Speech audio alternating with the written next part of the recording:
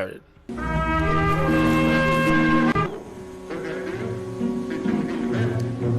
Video, we are going to see how to create an oblique plane illustration in a project, in a Market Plaza project that I did a few years ago. So this project is a project that was a design that I did with a friend of mine from the university. It's not a university project, but it's a professional project that I think it's in construction right now.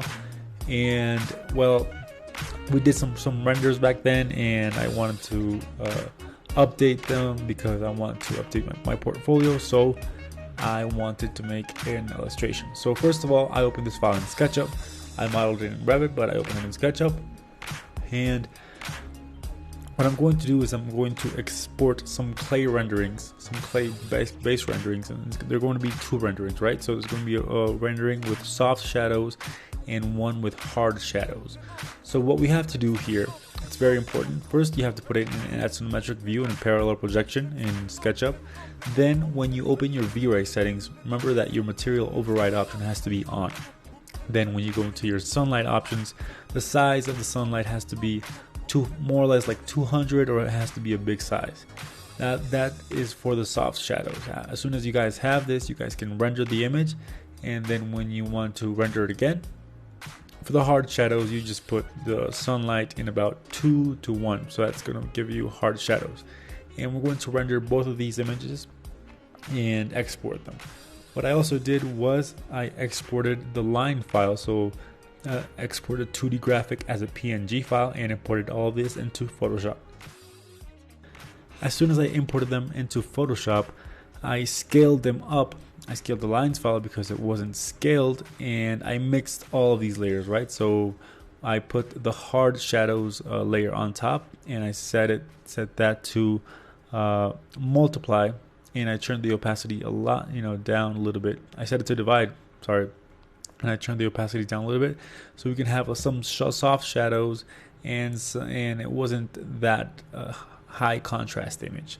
Then I imported the line file, and I started erasing or masking out some things that weren't relevant or that was grabbing too much attention in the image, right? So for example, there are some lines that I didn't want, so I erased them. You can erase them or you can mask them out, whichever suits you best. I recommend you mask them out. And then I added an adjustment layer of a black and white adjustment layer, so we don't have that bluish tones. Next, what I was going to do is I was going to paint the end of these columns. Since these columns technically were cut from the whole roof, so you can see them. I just wanted to make the representation of the cut columns.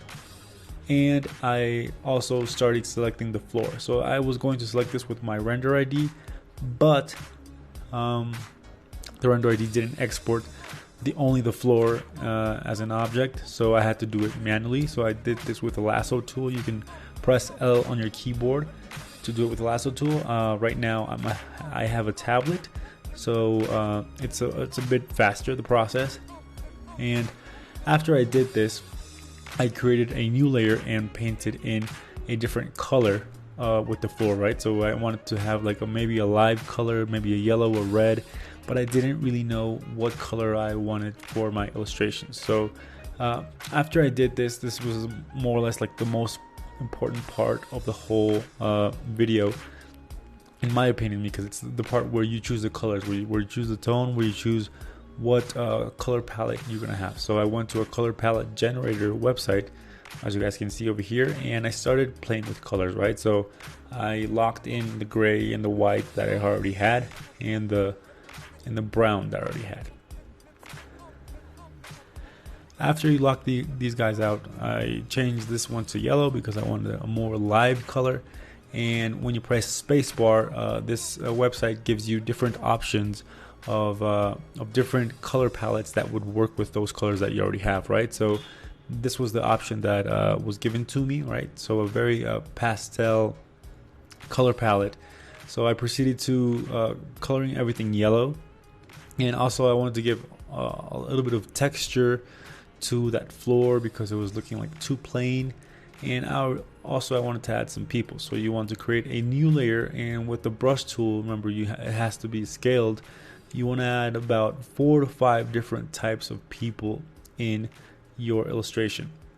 For those of you guys that don't have these brushes, these are the Show It Better brushes that I found online, and they're for free. They're for free for everyone, because I found them for free. So you can go to the link down below to download them.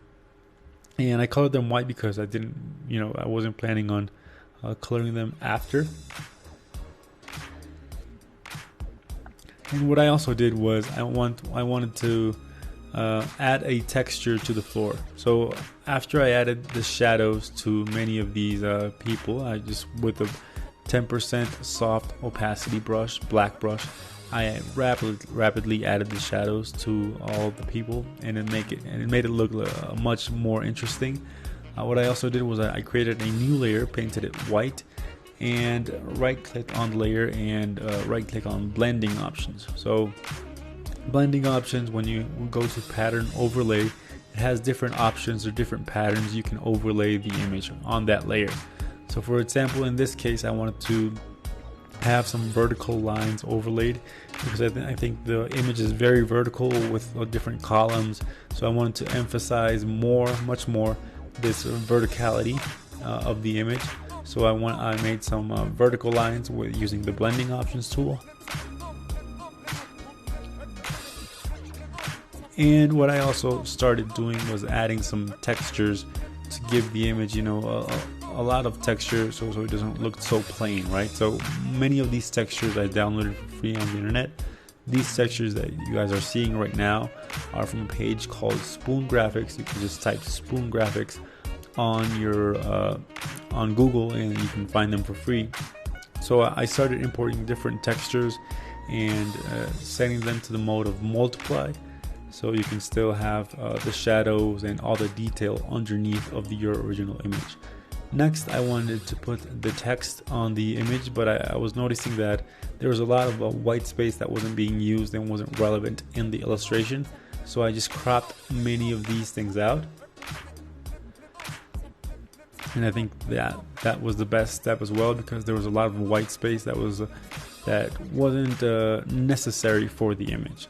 Then I selected a normal, not so showy typography, and with the color palette that the color generator gave us, I started creating the text for our image, right? So I created the text for different areas. For example, the stairs, the plaza market, the cold area, and the entry plaza. So again, in this I suggest you really be very simple. Don't go with very dramatic typography that calls too much attention. We just want we just want the illustration to be informative and to visually play a role as well in our illustration. So this is the mistake that a majority of us make, is that we think that the text is secondary in our image composition, but the text is also visually there. So you guys also have to plan your text, what size it's going to be, what typography it's going to be, etc., etc., etc. Now, this was more of an artistic touch I added to the image, since I thought it would give it a little bit more life and emphasize the verticality of the image.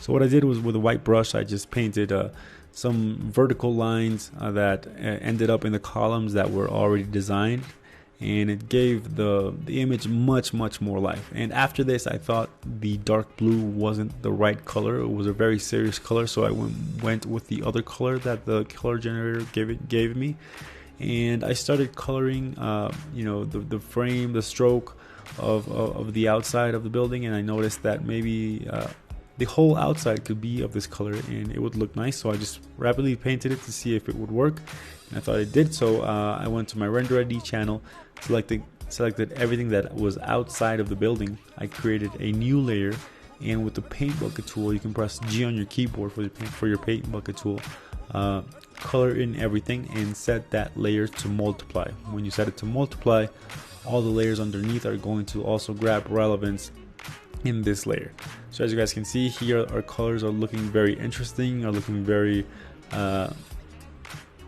it's looking like a nice consolidated image. I think what we need is just a little bit more texture, a little bit more a little bit more interest to the image. So I downloaded a grainy texture and I duplicated it by pressing Ctrl J on my keyboard. Then I merged all of these layers and just left the grainy image on the colored parts, meaning the blue part and the yellow part.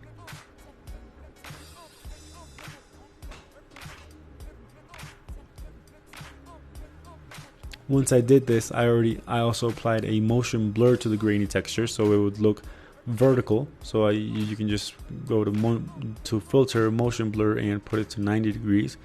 And then I started adding the secondary text, the other text I mean, that was going to be also informative in the image. So you guys also remember that this text also plays a visual important role in our image. So we don't want to give it less attention, right? Because the text also balances out our image. The information is very relevant, and also the place of the image. So you guys, what I suggest you do is place your text or place like dummy text and zoom out and see if it plays a good role. Another thing I also did was stretch out the image so it could be a perfect oblique image. This technique was learned from Alex Hogerfer, where he stretches the image. So you guys, if you were to print this out, it would be more or less in scale, and you can also measure it like a true oblique view. And after this, I just finished adding some textures to the image, and I also added some remainders of the plan in the outside of the image. You can also, at the end, you can press Ctrl U and change the color palette if you want. It gives you different options. So I hope you guys liked this video. Remember that if you want to see the complete 1 hour and 40-minute video and have access to all the Photoshop files, you guys can go to www.patreon.com/showitbetter for access to all of these files. So thank you guys for watching, and I'll see you guys in the next video. Bye.